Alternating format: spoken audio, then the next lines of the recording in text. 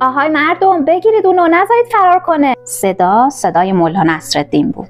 اون توی کوچه میدوید و چند تایی از مردم هم به دنبالش. اما هاج و واج بودن، یعنی هنوز نمیدونستن مولا دنبال کی میدوه.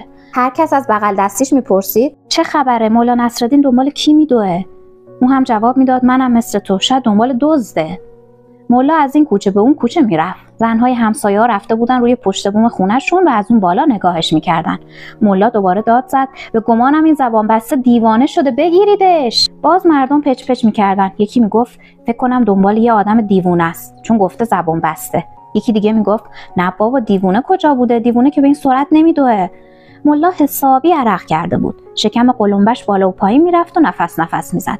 دوباره داد زد یکی بز سر به هوای منو بگیره و بده به من پیرمرد کمک کنید. اگه بزم از دستم بره دیگه شیر و پنیر و کره و کشک و سرشیر و ماست و دوغ ندارم. زنها از روی پشت بوم به خنده افتادن، مردا بیشتر. بچه‌ها که مثل بزرگترا پشت سر مولا میدویدن جیغ و داد میکردن. ناگهان بز مولا که در دهانش یه دسته سبزی تازه بود از مغازه سبزی فروشی بیرون اومد.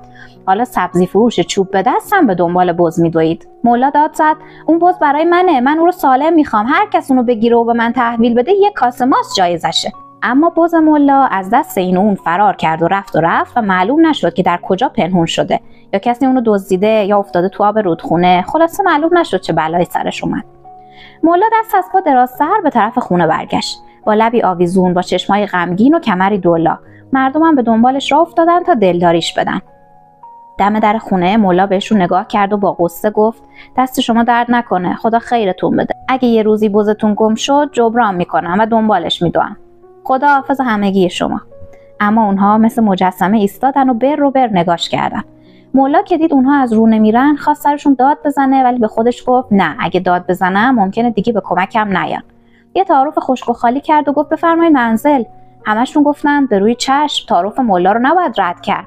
بعد همه همراه اون وارد حیاط خونش شدن. زن مولا از پشت پنجره مطبخ داد زد مولا چه خبره، عروسی گرفتی؟ این همه آدم تو خونه ما چیکار میکنن؟ ناگهان چشم مولا به اون یکی بزش که جوانتر از بز قبلی بود افتاد. بز توی باغچه در حال استراحت بود. فوری چوب دستیش رو برداشت و به جون حیوان بیچاره افتاد. صدای معمه بز بلند شد. همسایه‌ها که از کار مولا تعجب کرده بودن داد زدن چی شده؟ چرا این بز بیچاره رو میزنی؟ مولا گفت این بز از اون بز فراریم جوانتر و زرنگتره. اگه این فرار میکرد از اون تندتر میدوید. به خاطر این کتکش میزنم که جلو تنبیه بشه.